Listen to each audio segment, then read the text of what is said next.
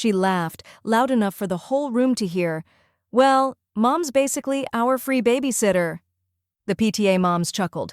I didn't. I just folded the napkin in my lap and looked at my daughter like I didn't recognize her. That night, I packed up my things. By morning, her kids were without childcare, and she was no longer in my will. We're about to begin, but if you'd like, share where you're joining from. It reminds me this story doesn't echo into silence. It lands somewhere real. Drop it in the comments, and don't forget to subscribe. Janine arrived 15 minutes early, just like always. The PTA building's parking lot was still half empty, frost feathering the edges of windshields, and a gray sky stretching low over Lexington like a held breath. She balanced the bakery box on one palm and unlocked the side door with the other, her key jangling faintly against the silence. Inside, the building smelled like dry erase markers and whatever brand of coffee the school brewed in bulk. Faintly burnt, faintly nostalgic. The folding chairs were still stacked in a corner. Janine set the box down and got to work. It wasn't glamorous, but she never minded. She liked the rhythm of quiet setup, the hum of fluorescent lights, the satisfying clack of chairs locking into place, the warming hiss of the coffee maker sputtering to life. She knew where the tablecloths were kept, which mugs weren't chipped, and how Principal Leach liked her coffee. Black, 2 sugars, stirred not shaken. He'd made that joke every month for 3 years. By the time the other parents started arriving, brisk hellos, quick hugs, the rustle of jackets peeled off and scarves unwound, Janine had the pastries arranged in rows, the coffee brewed, and the sign-in sheet ready to go. Greta arrived just before the meeting started, breath puffing out in a soft cloud as she stepped inside. "You doing all this and babysitting duty again today?" she asked, shrugging out of her coat.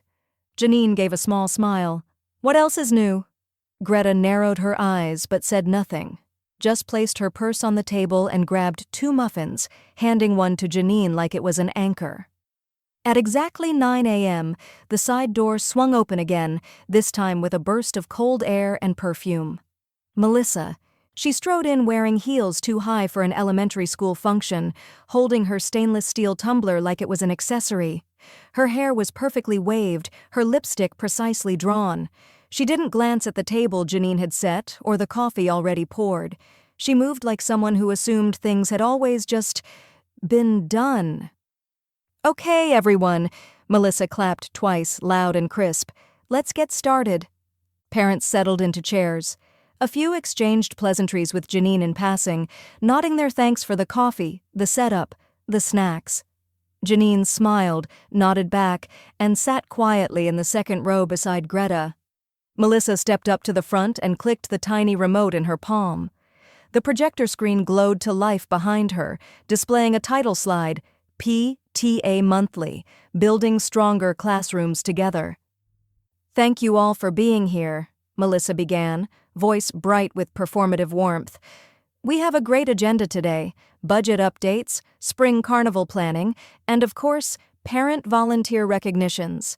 She gestured toward the back of the room. "We truly couldn't do this without so many of you. I see our committee heads, our coordinators, and of course," she turned, eyes landing directly on Janine, "my free babysitter mom." Laughter rippled through the room. Not cruel, just easy, harmless, they thought. Janine froze for half a second, then forced a smile, the kind that strained at the edges, all cheeks, no warmth. She clasped her hands in her lap and willed her shoulders not to shift. The word free hung in the air like cheap perfume. Greta leaned toward her and whispered, "You good?" Janine's smile didn't falter, but her fingers curled around each other tighter. Melissa moved on, already clicking to the next slide. But Janine barely heard it. She stared at the back of her daughter's perfectly straight posture, and for the first time, not in irritation, not in fleeting exhaustion, but in some deeper, steadier place, she felt it. The weight of being invisible in plain sight. She had set the table, brewed the coffee, watched the children, smiled at strangers, given years of quiet, unwavering service, and now in one moment she'd been reduced to a punchline. Greta placed a hand gently on her knee. Janine looked over. met her eyes. "I think," Janine whispered, voice calm, even, "I'm done being helpful." That evening, the kitchen smelled like chicken tenders and overcooked carrots. Janine moved quietly between the stove and the sink, dishing out plates with practiced ease while Hallie and Owen squabbled over who got the blue cup. The twins' backpacks were still slumped in the hallway, one half zipped, the other leaking markers. Melissa sat at the kitchen island, thumbs moving rapidly over her phone. Her nails, freshly done in a glossy, neutral pink, tapped against the screen with mechanical precision. Her stainless tumbler, still half full from the morning, rested beside her untouched dinner plate. She hadn't said a word about the PTA meeting, not when they left the school, not during the drive home, not even when Janine quietly unloaded the leftover muffins from the car and restocked the pantry with juice boxes. Janine placed the twins' plates in front of them and added a napkin to each setting. "Eat slow," she said, brushing Hallie's curls off her forehead. "That ketchup isn't going anywhere." Melissa didn't look up. "Did you pick up more almond milk?" Janine blinked. "Yes, it's in the fridge." "Cool." Melissa resumed typing, already somewhere else. Dinner passed in a blur of chewing and giggles, Hallie spilling her water and Owen making airplane noises. Janine wiped faces, refilled forks, and gently reminded everyone about napkins. When Travis wandered in halfway through, still in a quarter-zipped pullover and spackled with driving-range dust, he dropped a kiss on Melissa's cheek, took one look at the plates, and grinned.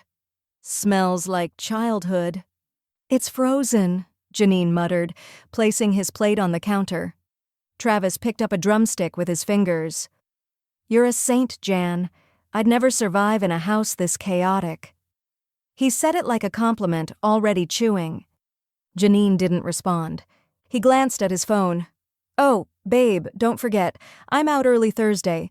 Brad got us tea time at Indian Spring. Supposed to be perfect weather." Melissa nodded absently, still scrolling. "Sure, Mom'll have the kids." It wasn't a question. It wasn't even directed at her. Travis tossed his napkin onto the plate and disappeared down the hallway. Melissa followed, still thumbing her screen. Janine was left with half-eaten dinners and the quiet scrape of chairs as the twins scampered away. Later, she stood at the kitchen sink, hands wrist-deep in soapy water, the warm ache of fatigue crawling up her back. The dishes clinked softly, the faucet hissed, and behind it all sat a dense, unbearable silence. She dried her hands, tucked her phone under her ear, and called Greta. It rang once. "Tell me you're drinking wine," Janine said by way of greeting. Greta exhaled. "Girl, I'm 2 sips ahead of you. What happened?" Janine leaned against the counter, the overhead light casting pale shadows across the tiled floor. She never said a word. Greta paused. "About the meeting?" Janine nodded, even though no one could see. Not a word, not "sorry if that was rude," not "thanks for setting up the room." Just silence. "And her voice tightened. "I served dinner tonight. To all of them," while she sat on her phone like I was the hired help. Greta let the silence stretch for a beat. Then, "If she can say that in public, imagine what she says in private." Janine's throat tightened. "I don't even think she means it to be cruel. I think I've just always been convenient." "Worse," Greta said. "You've been expected." Janine stared at the empty sink. The twins' dinner plates, cleaned and dried, sat stacked beside her. Melissa's plate still sat untouched on the counter. She turned off the light. As she made her way to the guest room, the one with the twin trundle beds she'd helped pick out, assemble and wash, she passed the living room. Melissa was laughing at something on her phone, Travis nodding along absently. Neither of them looked up. Janine walked upstairs, kissed the twins goodnight, then stood in the hallway outside her own door and whispered quietly, to no one at all, "I'm not going to be here forever." The morning was quiet, the kind of overcast gray that muted the world just enough to make coffee taste stronger. Janine sat at the breakfast table in her robe, a pen in hand and an old spiral-bound planner open in front of her.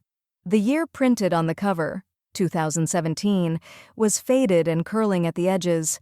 She turned the pages slowly, her eyes following the inked patterns of her own handwriting like they belonged to someone else entirely. Every date was filled. Sick day? H&O with me. Early dismissal, 11:30 pickup. PTA setup, bake sale. Snow day, keep twins until 5:30. On and on it went, her time, her errands, her car, her patience, her groceries, her afternoons.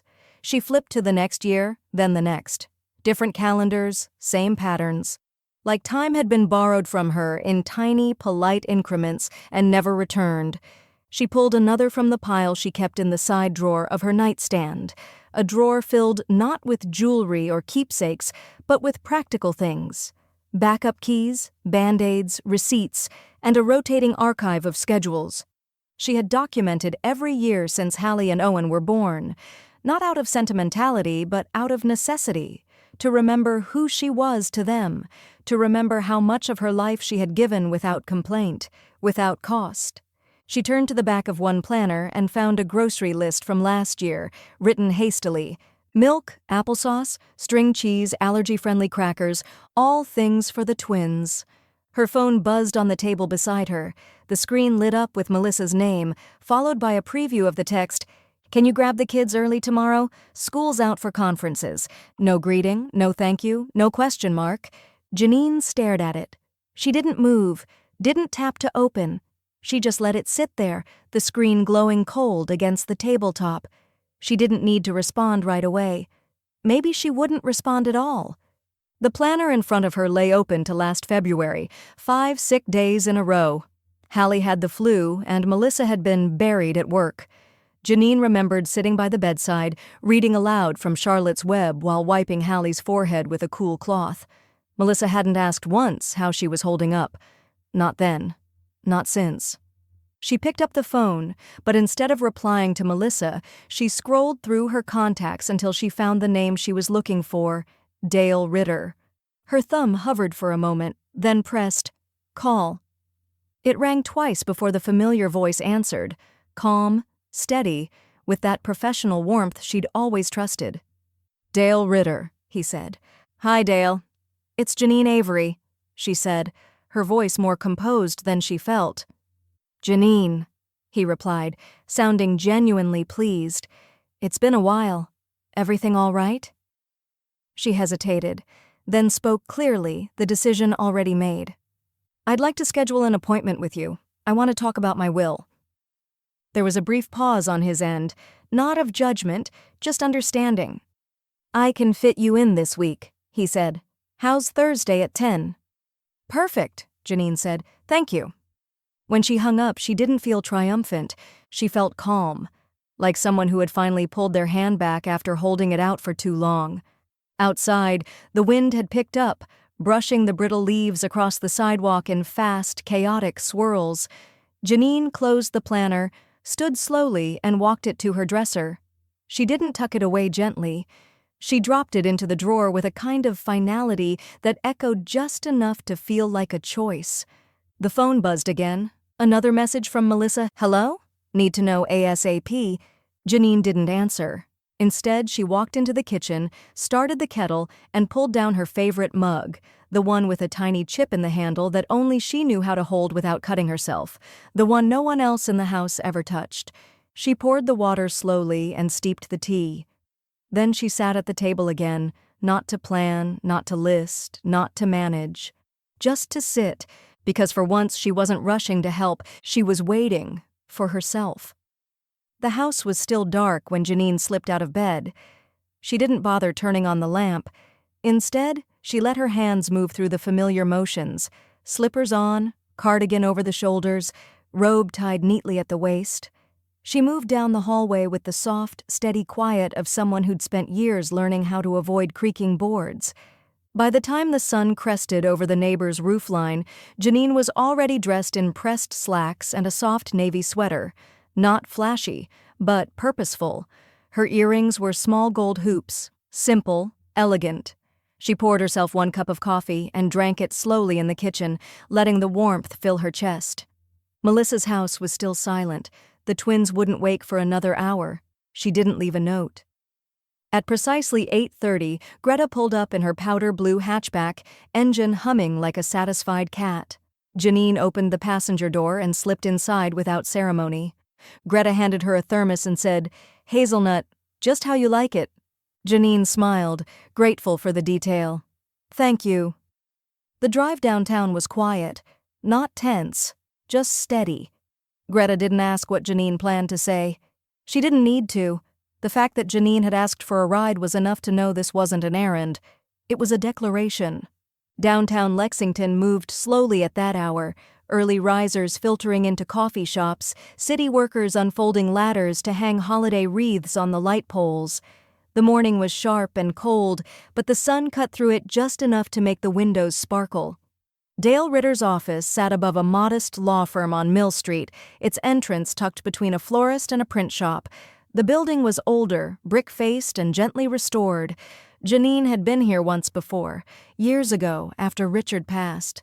Dale had handled the paperwork with the kind of grace that made a person feel less alone. He was waiting for her at the top of the narrow staircase, tie slightly loosened, sleeves rolled to the elbows. He greeted her like an old friend. "Janine," he said, smiling, "you look well." "I feel ready," she replied. They stepped into his office, and the scent of leather chairs, warm wood, and faint lemon oil greeted her like memory. Janine eased into the seat opposite his desk and opened her tote bag. From inside, she pulled a worn manila folder and placed it gently in the center of the desk. "My current will," she said. Dale opened it without comment, flipping through the first few pages. He nodded once, then met her gaze. "What are you thinking?" "I want Melissa removed," Janine said, her voice firm but not cruel. "From everything." Dale didn't flinch. He reached for a legal pad and pen. "All right, do you want to designate a new primary beneficiary?" "Yes," Janine said, then paused. "I'll get to that, but first I want it clear. Melissa is to receive nothing. Not the house proceeds, not the life insurance, not even the jewelry." Dale nodded and scribbled a few notes. "Any specific reasoning you'd like to document?" Janine folded her hands in her lap. Her wedding ring still rested on her left hand, though the gold had dulled slightly over time. "She doesn't see me anymore, not as a mother, not as a person, just as a function, and that's not love, it's not partnership, it's not family." Dale listened without interrupting. When she finished, he flipped to a fresh sheet. "I can draft the amendments today. You'll have them by tomorrow morning for review. We'll notarize before the end of the week." Janine breathed in deeply. "Good." She looked out the window beside him. From this floor, she could see the curve of the river in the distance, the way it caught sunlight in flickers. She let her eyes rest there for a moment. Then she turned back to him. "And when it's done," she said softly, "I want a copy mailed to the house. Melissa won't open it right away, but when she does, I want her to know. I did this with full clarity, no guilt, no spite, just certainty." Dale nodded, understanding everything she didn't need to explain. As she stood to leave, he reached for the folder again. "We'll take care of this." She nodded once. "I know you will." Outside, Greta leaned against the car, sipping the last of her coffee. When she saw Janine walking down the steps with her shoulders straighter than they'd been in years, she smiled but didn't say a word. Janine opened the door and climbed in. "Well?" Greta asked gently. Janine stared straight ahead, voice even. "I just erased entitlement from my legacy." And for the first time in years, the weight wasn't on her chest. It was behind her. Janine stood at the kitchen window with her phone in one hand, thumb hovering over the glowing message. It had arrived at 7:13 a.m., minutes after the twins left for school. "Melissa, can you pick up the kids tomorrow? I've got a conference dinner. No greeting, no pleasantries. Just expectation dressed as information." Janine stared at it for a long time, the morning light soft against her cheek. The kettle hissed behind her. She didn't rush to reply. Didn't feel that twinge of responsibility in her chest the way she used to. She set the phone down, poured her tea, and carried it to the table. Only after she'd taken the first sip did she pick the phone back up and typed, "Janine, I'm not available tomorrow." No explanation, no smiley face, just the truth. She hit send and turned the phone over, screen down. The reply came within minutes. "Melissa?" Janine didn't answer. Instead, she got dressed, grabbed her canvas bag, and drove to the strip mall off Richmond Road, where the walking shoe store was just opening for the day. A teenage clerk with a kind smile measured her feet and brought out 3 different styles. Janine walked slow laps around the padded carpet, testing each step with an unfamiliar lightness. She ended up choosing the soft gray pair with arch support, not because they were the prettiest, but because they made her feel steady, like her spine had real intention. As she paid, she caught her reflection in the window, her posture a little straighter than it had been last week. By late afternoon, she was back at the house with Greta, both of them standing at the attic door with matching dust rags and trash bags in hand. "Sure you want to do this today?" Greta asked, already rolling up her sleeves. Janine nodded. "I don't need to keep what I've already let go of." They spent the better part of 2 hours sorting through boxes labeled with years that no longer held weight: old tax folders, holiday decor, baby clothes long outgrown. Janine ran her hands across a faded tote bag marked Summer Camp 2014 and tossed it into the giveaway pile without hesitation. It wasn't anger that fueled her. It was release.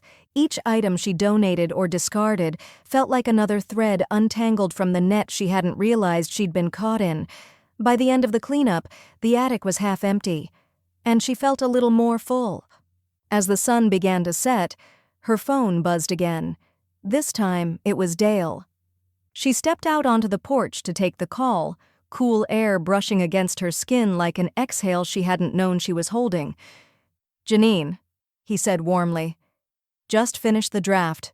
Everything's ready for review. Do you want to come in tomorrow morning?" "Yes," she said immediately.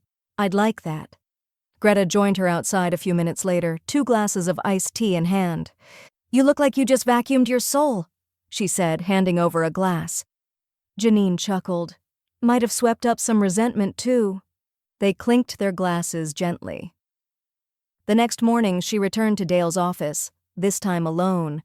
The documents were stacked neatly on the desk, a blue ink pen placed with quiet ceremony on top. "No second thoughts?" Dale asked, his tone light but sincere. "Not even half of one," she replied. One signature after another, she made it official. Her estate, her home proceeds, her jewelry, none of it would belong to Melissa.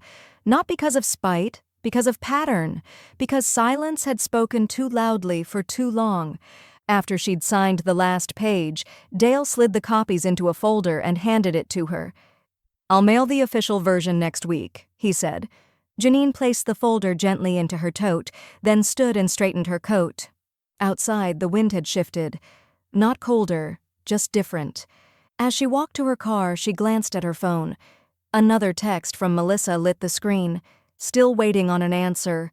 Janine didn't open it. She didn't owe her anything. Not anymore. Not a reply.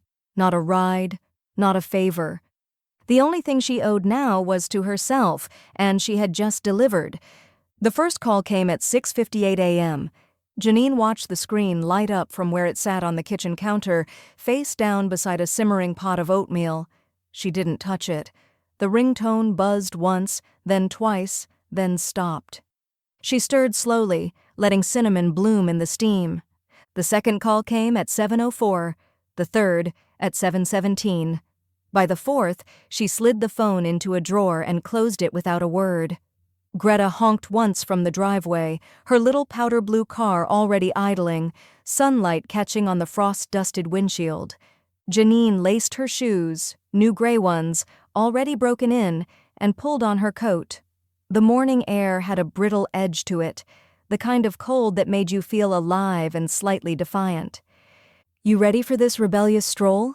Greta asked, as Janine climbed in. Janine smiled, fastening her seatbelt. "I think I'm due for one."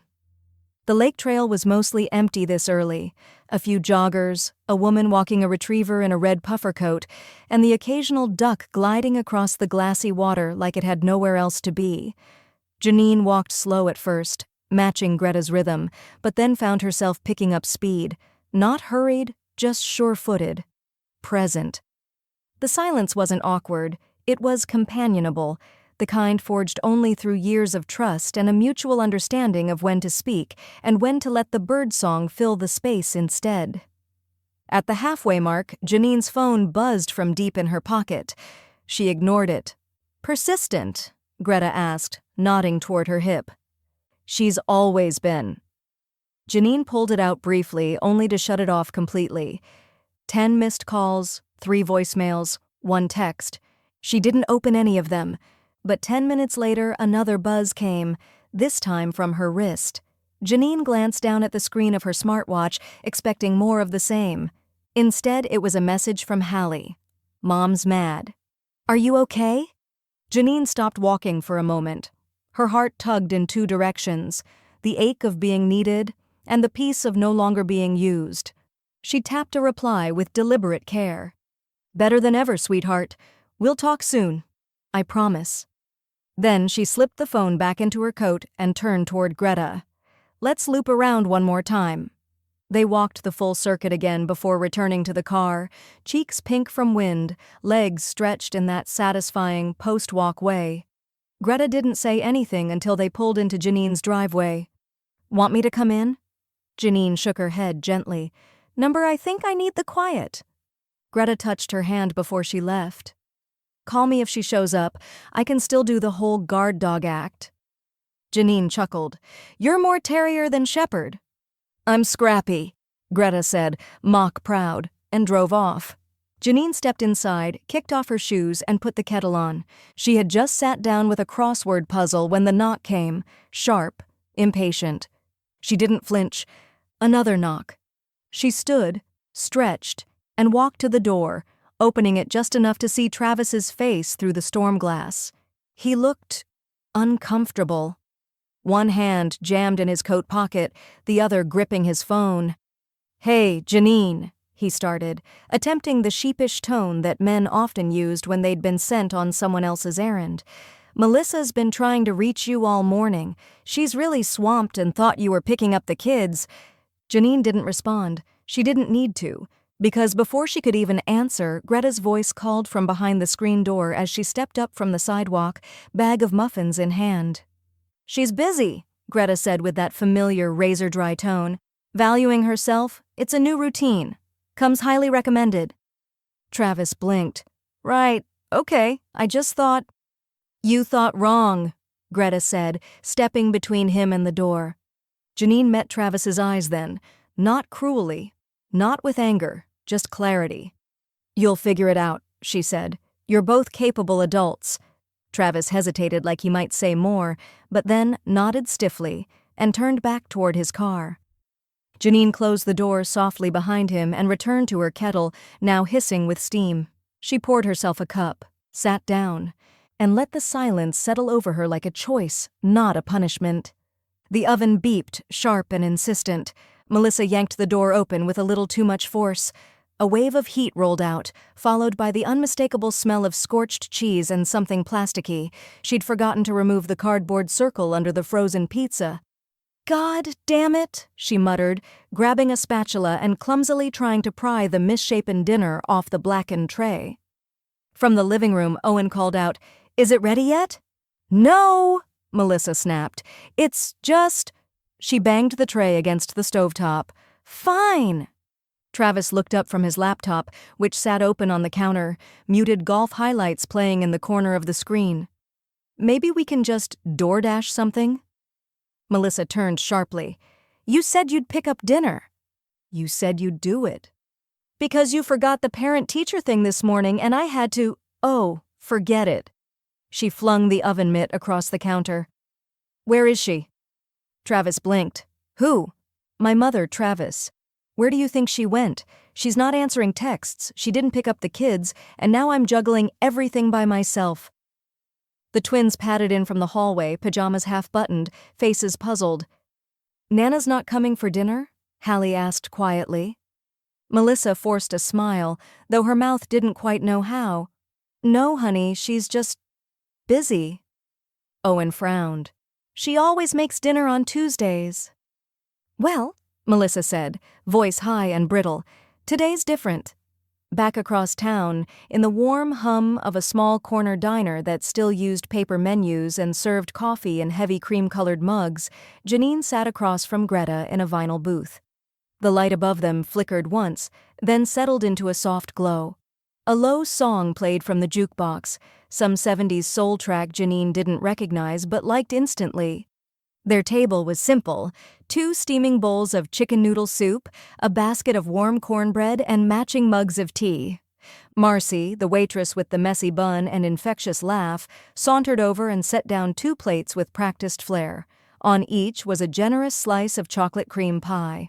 "From me," she said, sliding them toward the women with a grin, "you've got that 'I finally said what I needed to say' glow." Greta hooted. "You do have that glow. I was gonna wait to say something." Janine laughed, genuinely this time. "You all act like I won the lottery."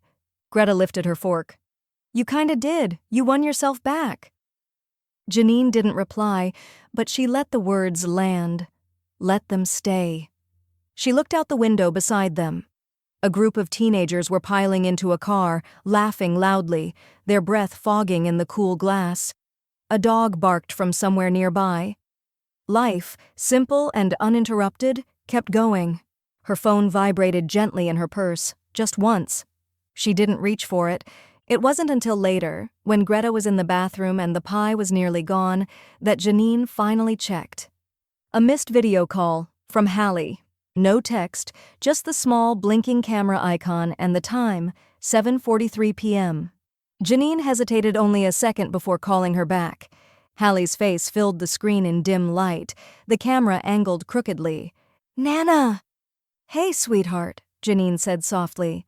"Is everything okay?" Hallie nodded, then leaned closer. "Dinner was yucky. Mom burned it and yelled a lot. Owen said the pizza tasted like smoke." Janine smiled. "Tell Owen I've tasted your mom's cooking. He's not wrong." Hallie giggled, then went quiet. "When are you coming back?" Janine's throat tightened. "Soon," she said, "but not like before." Hallie didn't fully understand, but she nodded anyway, the way children do when they sense something big, but trust you'll explain it when you're ready. "I miss you," she whispered. "I miss you too, Bug." They didn't say goodbye. Just stayed there for a few more seconds, faces lit by the soft glow of the screen. When the call ended, Janine stared down at the quiet black phone in her palm. She could still hear the clatter of Melissa's voice in the back of her mind, still see Travis's blank expression, still feel the absence where thanks should have been, but none of it weighed her down. Not anymore. Because in the middle of it all, she had been asked when she was coming back. And for the first time in a long time, she knew. She didn't have to. Not until she chose to. Janine was steeping tea when the doorbell rang. It wasn't the gentle, neighborly kind of ring. It was the kind meant to declare arrival, to demand presence. She didn't flinch, just added a spoonful of honey to her mug, stirred twice, and took a slow sip before walking calmly toward the door. Melissa stood there on the porch, wrapped in her camel coat, hair pulled back so tight it sharpened the corners of her face. Behind her, Travis stood with his hands in his pockets, looking like a man who'd rather be anywhere else. Janine opened the door, only halfway. "Morning. Can we come in?" Melissa asked, already stepping inside like it wasn't a question. Janine moved aside, letting them pass. She walked back to the kitchen, voice steady. "Tea's just ready. Want some?" Melissa ignored the offer. "What is going on?"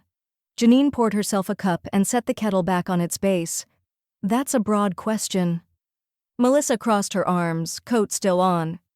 "You've been dodging texts, ignoring calls. You didn't pick up the kids. Hallie cried herself to sleep last night." Janine turned slowly, leaning one hand against the counter. "And who did you tell her I was supposed to be?" Melissa blinked.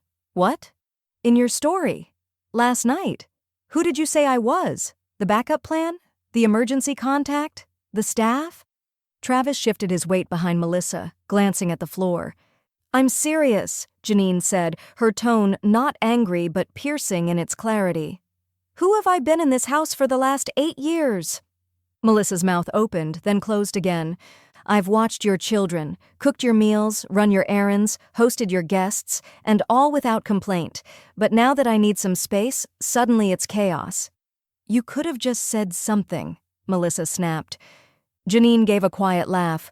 "I've said things, softly, indirectly, with every tired breath, but you never heard them, because you weren't listening."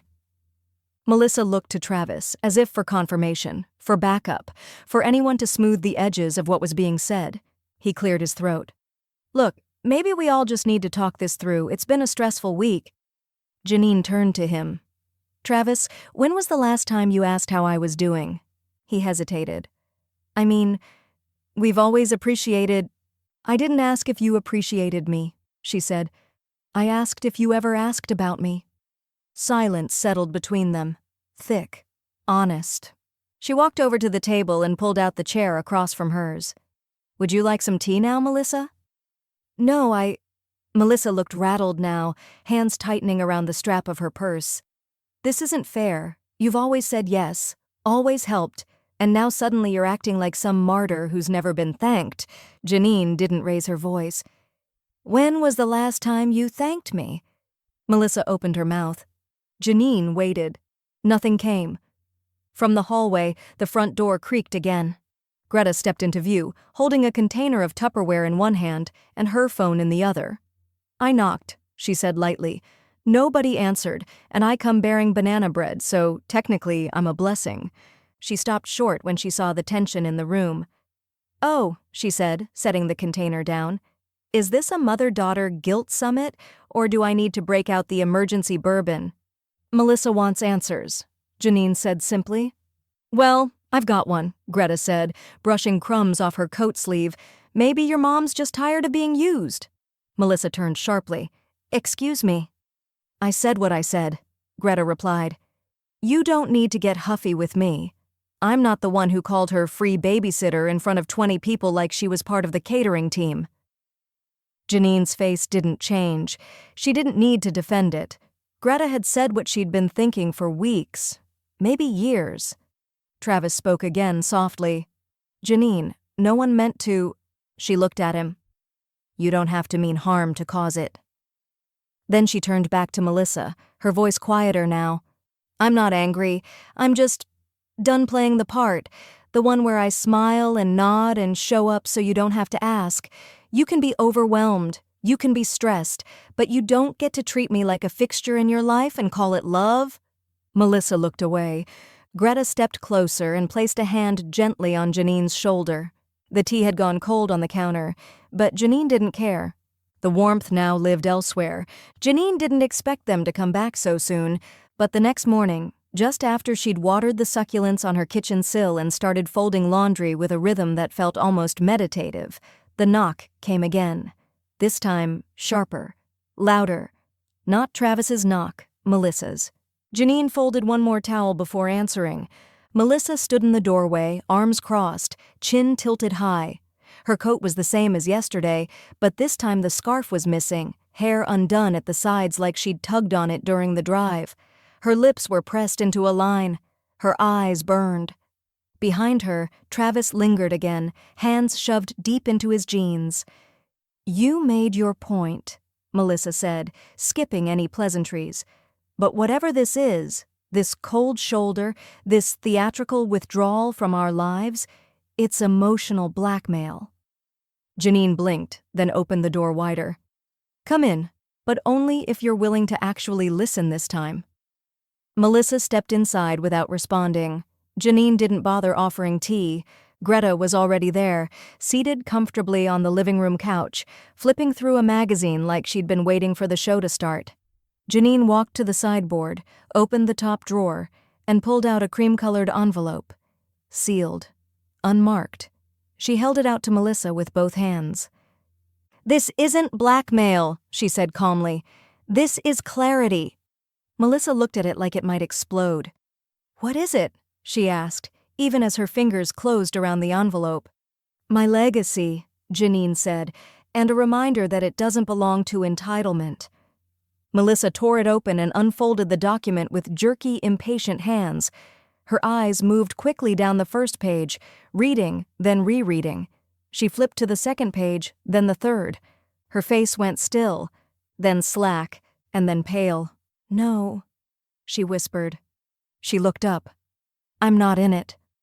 "No, you're not," Janine said. "You took me out of the will?" Janine's voice was steady. "I updated it. Officially. Legally. I decided who I want to benefit from what I've built, and it's not someone who's treated me like a burden in her own home." Melissa stepped back, shaking her head like she could physically undo it. "This is revenge." "No," Janine said. "This is protection. For me." Travis finally stepped forward, voice lower than usual. "She did warn us, Mel." Melissa rounded on him. "You knew?" "I knew she was serious," he replied, eyes meeting Janine's with something that looked suspiciously like shame. "And I knew we didn't handle it well." Greta stood now, crossing the room with slow intention. "Your mom's been giving and giving and giving for years. You made her into a resource, not a relationship." "This isn't your business," Melissa snapped. Greta tilted her head. "When you dragged her name through the PTA like she was a prop, you made it everyone's business." The silence that followed wasn't just awkward, it was hollow, a space emptied of all excuses. Melissa held the will in one trembling hand. "I can't believe you'd cut your own daughter out."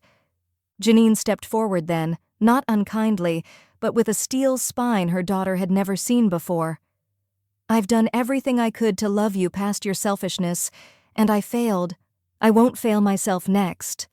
Melissa turned, fumbling with her bag, her movements jerky. She stormed toward the door without another word. Travis followed more slowly. At the doorway, he turned back. "If I'd known what you were going through—" Janine met his eyes, softer than before. "Now you do." He nodded, just once, then closed the door behind them. Greta exhaled, long and slow. "You okay?" Janine didn't answer right away. She walked back to the sideboard, opened the drawer, and tucked away the duplicate copy of the will. Then she turned to her friend and smiled, small but real. "Let's go out," she said. "Someplace with pie and no opinions." Greta grinned. "I know just the place." As they stepped out into the cold, Janine paused to lock the door behind her. She felt the key click into place with finality. Then she walked away, shoulders square, head high, the future finally hers. Melissa's first text came at 8:04 a.m. the following morning. "We need to talk." The second followed 20 minutes later. "Please call me." By noon, there were 4 more. "You can't just disappear like this. This is childish, Mom. At least answer Hallie's call. I'm trying here." Janine read each one, then gently set the phone face down on the side table beside her journal. Her teacup was still warm in her palm, her socks fuzzy against the cold hardwood. She sat in the armchair by the window, wrapped in a cardigan, sunlight pouring in like approval. She didn't feel angry, she felt quiet, and that quiet was beginning to feel like peace. Most mornings started this way now. No school drop-offs, no packed lunches, no background noise of cartoons and forgotten permission slips, just the sound of birds in the trees outside and the slow, steady scratch of her pen on paper. Janine had started journaling again, not because she wanted to remember, but because she needed to understand. Each entry was simple: what she ate for breakfast, a dream she half remembered, the feeling in her shoulders when she didn't have to wait for someone else's permission.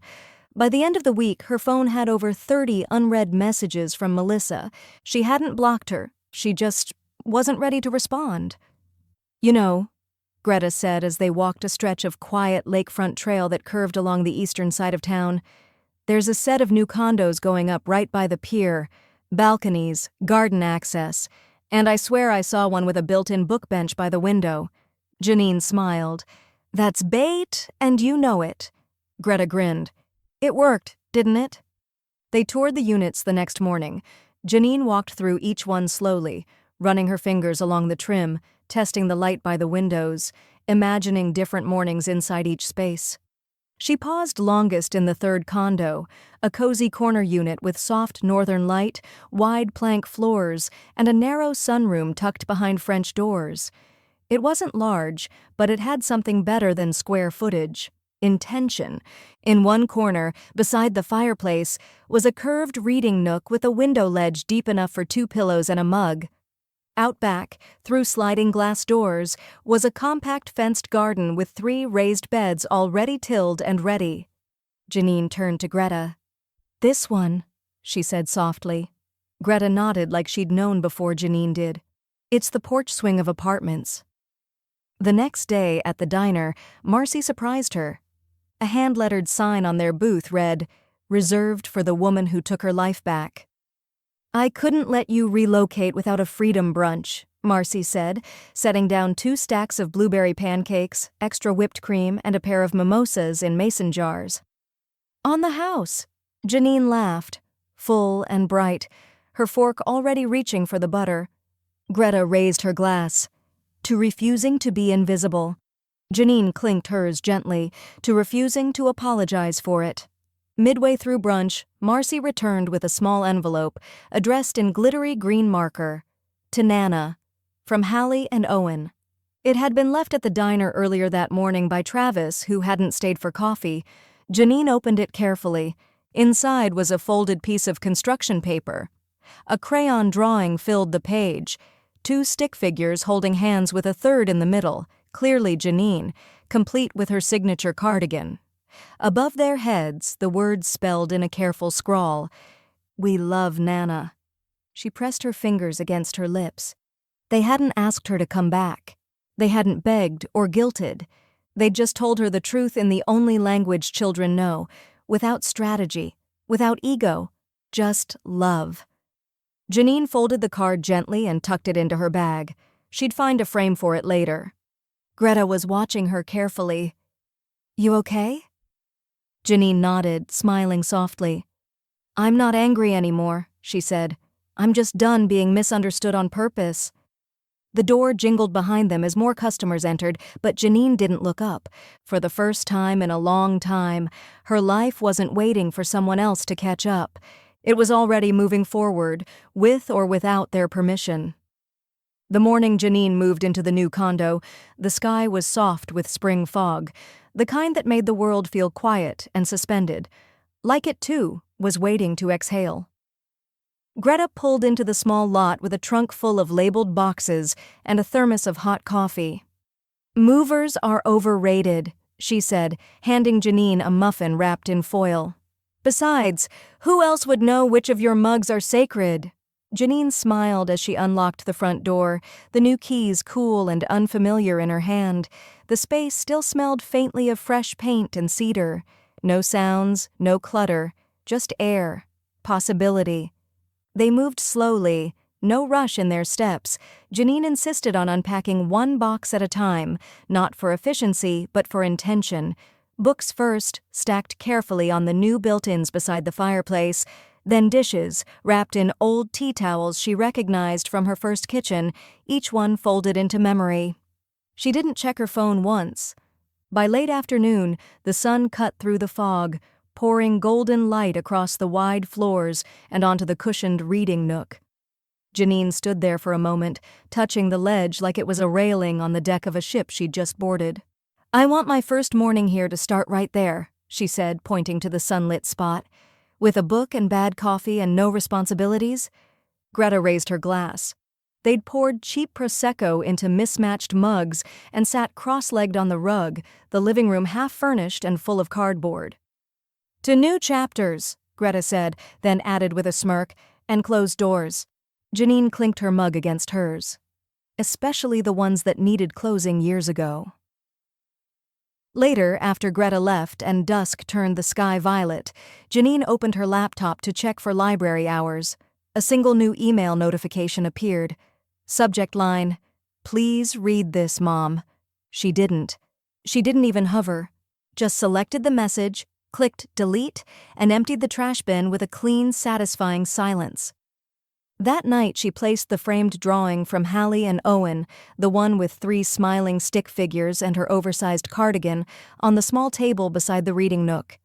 She lit a candle, poured herself a second glass of wine, then sat down and began to read a novel she'd meant to get to for 6 years. No interruptions, no obligations, only the soft creak of the heating vent and the small turning of pages. The next morning she walked to the public library, filled out the renewal form for her long-expired card, and borrowed 2 books. She passed a corkboard on the way out, cluttered with flyers. One in particular caught her eye. Book Club, every Thursday. Readers and tea, all ages welcome. She smiled and jotted down the time. When she arrived at her condo, a plain white envelope was waiting in her mailbox from the law offices of Dale Ritter. She opened it slowly, standing barefoot in her small entryway, the quiet of the space holding her like an embrace. Inside, a formal summary of the estate plan she'd finalized. No surprises. Everything just as she'd asked. Her home, her savings, her heirlooms, her legacy, carefully designated, secure, unshaken. There was a handwritten note at the bottom. "All done, Janine. You've built something strong and clean. D." She tucked the letter into a folder and placed it in her new desk drawer beside a notepad and a fresh pack of pens. She would use those pens to write letters to her grandchildren, grocery lists, maybe poems. But she would never again use them to beg for appreciation. That role, the one she didn't apply for, the one she'd been drafted into and overqualified for, was no longer hers to play. She walked into the sunroom and pulled open the windows. The lake breeze drifted in, soft and full of lilacs. She had no schedule, just a Thursday book club and a reading nook full of light, and a life that no longer fit in parentheses. The Facebook post dropped just before noon, sandwiched between a sponsored ad for weighted blankets and a photo of someone's toddler covered in spaghetti. Janine wasn't the one to find it, Greta was. She texted a screenshot before lunch. "Wow, that woman has no shame." It was a long paragraph, posted to Melissa's page with no privacy filters. Public, visible, performative. "I never thought I'd see the day when the woman who taught me everything about compassion and patience would turn her back on her family. I'm not perfect. No one is. But being left in silence, being erased from someone's life like I never mattered, it's cruel, especially when there are children involved. Especially when all I ever asked for was help. If you think you know the full story, you probably don't." By the time Janine opened the app, more out of curiosity than anything else, it already had 27 comments and climbing. Some were vague heart emojis, others left prayers or encouraged her to stay strong. A few chimed in with that oh-so-familiar Midwest passive aggression. "Family is everything. Mothers sacrifice, daughters forgive." But not all were sympathetic. Buried near the bottom were a handful of quieter voices, women Janine remembered from bake sales and bulletin boards, a fellow widow, the art teacher who once helped Hallie make a glitter volcano, even Barb, the woman who always brought lemon bars to PTA meetings and had once whispered to Janine in the hallway, "You hold that family together." Their comments weren't public. They came through DM. "Hey, just saw the post. If you ever want to talk, I'm here. I remember what you did for that school year after year. You deserved better." She's not fooling everyone. Janine read them in her reading nook, legs tucked beneath her, a tall glass of iced tea sweating gently beside her on the windowsill. She didn't cry. She didn't even bristle. She just smiled, a quiet, rueful smile, and sipped her tea.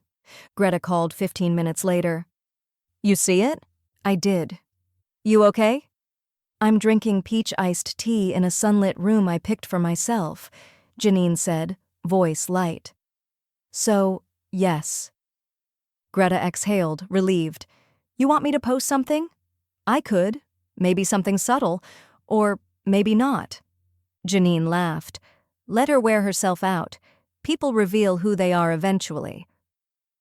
Later that evening, Janine replied to one of the messages, a woman named Rosa she hadn't spoken to in years, but had always admired for her blunt honesty.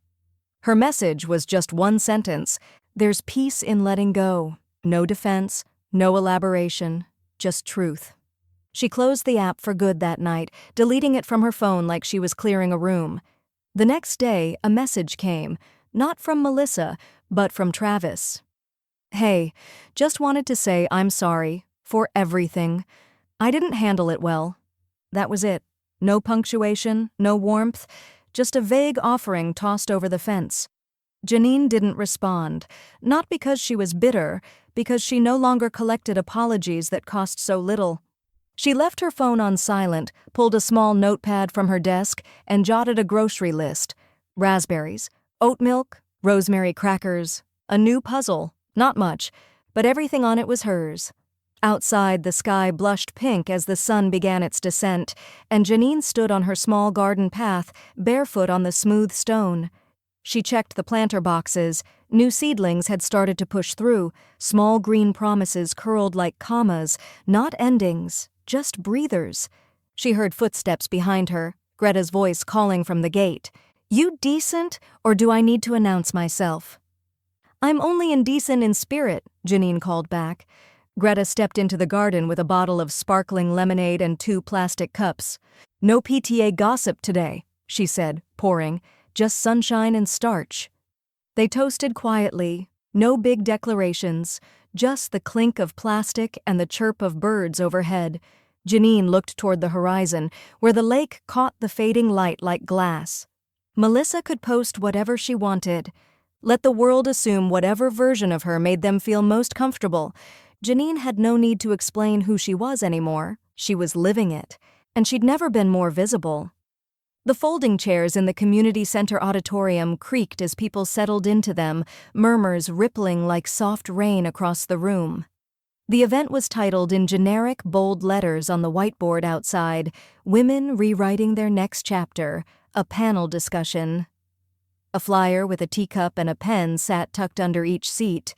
Janine sat on the stage beside 2 other women, one in a power blazer, the other in hand-knit socks and a floral wrap dress. Both had lived through divorces, reinventions, hard stops.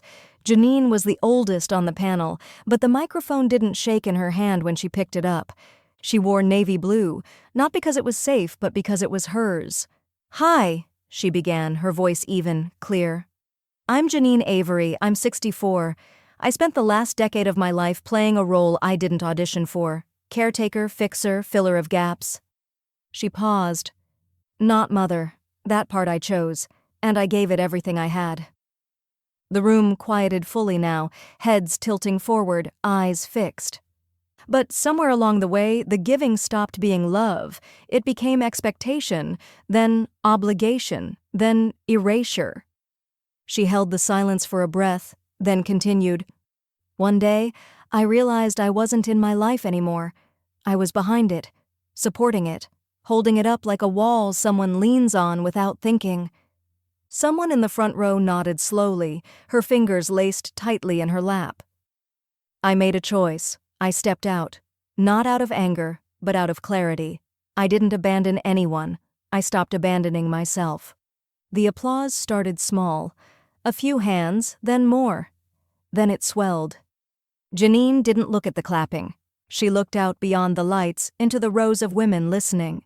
Many were older, some younger, all of them leaning forward now. Greta, from the second row, lifted her phone discreetly and recorded the whole thing. When Janine stepped down from the stage, she didn't rush. She accepted a few hugs, a few whispered thank yous. One woman, no older than 30, slipped a folded note into Janine's hand and walked away without a word. Greta was waiting at the back with 2 steaming cups of chai and a proud smirk.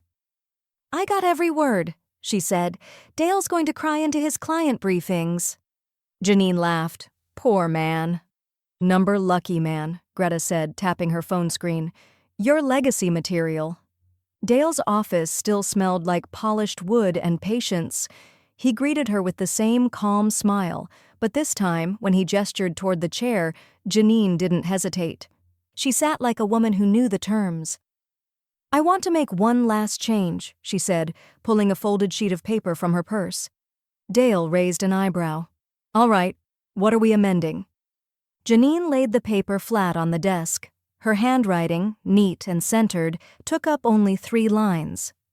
If Melissa contests anything, challenges the estate, files a suit, even sends a lawyerly letter, she's disqualified. From the rest, from future communication, from every part of the plan. Dale studied her, pen poised. "You're sure?" Janine's voice was calm. "It's not punishment. It's a boundary. If she chooses conflict, she chooses absence. I won't let her turn my death into another performance." Dale nodded slowly. "This is ironclad. There won't be a loophole." "There shouldn't be," she said softly. He wrote with quiet precision, then slid the new clause across the desk for her signature. She read every word, then signed with the pen she'd brought herself. She watched the ink dry. Outside, the sky had shifted to that soft gold that made even parking lots feel poetic. Greta was waiting beside the car, phone in hand. "Well?" she asked, already guessing the answer.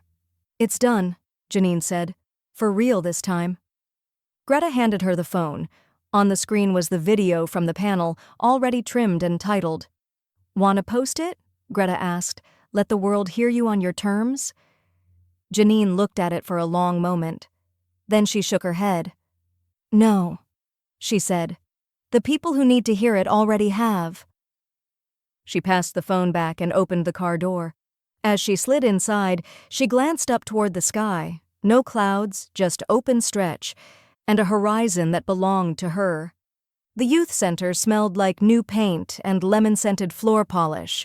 Someone had left the back doors open, letting the breeze drift through the corridors. It was Saturday morning, early enough that the neighborhood hadn't fully woken, but the building buzzed with quiet activity. Janine walked in with a cardboard box in her arms, books neatly stacked, each one chosen with care. Greta followed close behind, arms full of puzzles, watercolor sets, and oversized sketch pads. "You know you're not required to restock the place single-handedly," Greta said, grunting as she adjusted her grip on the art supplies. Janine smiled. "It's not restocking, it's planting." The director, a warm-eyed woman named Claudia, met them in the entryway, her face breaking into an expression that said this wasn't a duty, it was joy. "You're early," Claudia said, accepting the box from Janine and placing it gently on the welcome table. "I like to watch things begin," Janine replied. They led her down a freshly painted hallway, past doors marked with paper signs, music room, teen space, and finally, reading room. The door was propped open. Inside, the walls had been painted a soft sage green. Shelving lined the perimeter, still mostly empty but eager. A pair of armchairs sat beside a low window, and in the far corner, a beanbag the size of a bathtub had already been claimed by 2 toddlers, napping with picture books open on their chests. Above the entrance, a simple wooden plaque had been installed. It read, "The Janine Avery Reading Room." Greta exhaled beside her. "Well, that's going in my next group text." Janine stood for a long moment, just taking it in. No fanfare, no stage, no microphone, just her name, in a room that promised quiet and imagination and sanctuary. She turned to Claudia, who was now beaming. "Thank you for letting me be part of it." Claudia laughed softly, then pulled her into a hug. "Are you kidding? You are the part of it." The staff helped them shelve the books and organize the art cart. Janine stayed for over an hour, watching, listening, answering the little questions the volunteers asked with warm curiosity. One child asked if she was a librarian. She nearly cried. When they left, Greta handed her a bottle of sparkling water and said, "You're glowing again, like a firefly that's been vindicated." They drove back in easy silence, Janine's fingers brushing the inside seam of her pocket, where she'd tucked a crayon drawing someone handed her, a crooked heart with the words, "Thank you, Miss J." That afternoon, the knock on the door was small, uncertain. Janine opened it to find Hallie and Owen standing there, hand in hand, cheeks flushed from the walk. Travis's car idled at the curb, engine humming. "We told Dad we'd only stay an hour," Hallie said, eyes wide with hope. Janine stepped aside instantly, opening the door wide. "Then let's make it a good one." She had already prepped the dough that morning. The cookies were shaped like stars, still warm from the oven. She let them pick their own sprinkles and taught them how to crack eggs into a bowl without shells. Owen got flour on his nose. Hallie licked the spoon. They played a quiet board game at the kitchen table, and when the timer on the oven beeped, the kids cheered like it was Christmas. Janine didn't ask questions, didn't pry. She just gave them her full presence, and when it was time to go, she handed them a box of cookies wrapped in wax paper and a card that said, in her script, "I love you. Always. Come back soon." They hugged her tightly. Hallie whispered, "I wish we could stay longer." Janine kissed the top of her head. "I know, but even little visits can mean a lot." She watched them climb into the car, watched Travis nod once, grateful, tired, maybe both, and drive away down the quiet road. She stood on the porch a long while after they were gone, not sad, just full. That night, as the moon edged high over the lake, Janine lit a single candle and sat at the desk in her sunroom. She opened her journal, wrote the date, and smiled as she filled the page with the details of her day. The last sentence read, "I am finally the author of how I am remembered." Her phone buzzed once, face down beside her. She didn't reach for it immediately. When she finally flipped it over, the screen glowed with a single new text. "Melissa, we need to talk. No greeting, no warmth. Just that same tight signature she knew by now." Janine read it once, and instead of answering, she picked up her pen. There were better things to write back to. The Santa Fe Art District was humming, but not loud. There was a rhythm to it, brush strokes on canvas, wind chimes in alleyways, the low murmur of people speaking softly so the color could do most of the talking. Janine moved through the market without hurry, letting her eyes wander where they wanted. Her scarf trailed behind her, a soft pop of lavender against the adobe backdrop. She stopped often, at a weaver's table, at a booth of turquoise jewelry, at a display of handmade journals bound in worn leather.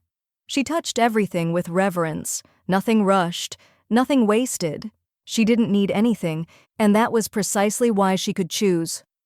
At the edge of a row of stalls, a vendor sat cross-legged on a stool behind a narrow table of ceramic teacups, each one different, no patterns, just color. One cup caught Janine's eye, pale blue with flecks of gold, like someone had melted the sky and given it freckles. She picked it up. The glaze was warm under the sun, irregular, human. "Hand-painted," the vendor said. "A woman in her 60s, smile soft, hands stained with dye. No duplicates." Janine held it for a moment longer, then reached into her bag and handed over the cash. She didn't ask for a box. She carried it, bare and careful, like it was a message she already knew how to read. As she turned the corner toward a bench shaded by an overhanging gallery, her phone rang. "Greta?" She answered with a smile, already forming. "It's official," Greta said. "The reading room's open. Full shelves, tiny chairs, and a juice box explosion in the corner already." Janine closed her eyes, letting the words settle. "That's the legacy I want." "You should have seen them, Jay. Kids everywhere. One girl made a sock puppet and named it Janine the Giraffe." Janine laughed. "I'll take it." She spent the rest of the afternoon wandering. She didn't take photos, didn't post anything. She bought a small bundle of postcards at a tucked-away shop with uneven floors and a radio playing old jazz. Back at her rental that evening, a quiet adobe casita with clay walls and a single red chair by the hearth, she poured herself tea in the new cup, sat at the table, and wrote. Each postcard was addressed to either Hallie or Owen. The first one read, "Dear Hallie, I found a painting today that looked like the sky when you used to fall asleep on my shoulder." The second, "Dear Owen, I saw a boy today laughing so hard his whole sandwich fell apart. I thought of you instantly." She signed them simply, "Love, Nana." No return address. Some things, she knew, were meant to travel forward, without tracking. She lit a fire in the small stone fireplace, tucked a wool throw around her legs, and curled into the red chair. The novel in her lap had been half finished for weeks. Tonight, she started from the beginning. Outside, the wind moved through the pine trees like an old song. Her phone buzzed on the table beside her. She didn't reach for it. Not this time, not this place. Instead, she turned the page. She read slowly, savoring. She sipped tea from the sky-colored cup. She felt the crackle of wood, the ache in her feet from a day well wandered, and the quiet that comes when you no longer need to be understood by the wrong people. There had been a cost, yes. The unraveling of expectation, the silence after slammed doors, the grief of a love that kept setting itself on fire and calling it warmth. But in the ashes she had found herself, her voice, her rhythm, her peace, and it was no longer up for negotiation. She closed the book gently on her lap, letting her gaze rest on the low fire's soft glow. A log shifted, sending up a flicker. She smiled and said, only to herself, only once. Turns out, the cost of being taken for granted was a lot higher than they thought.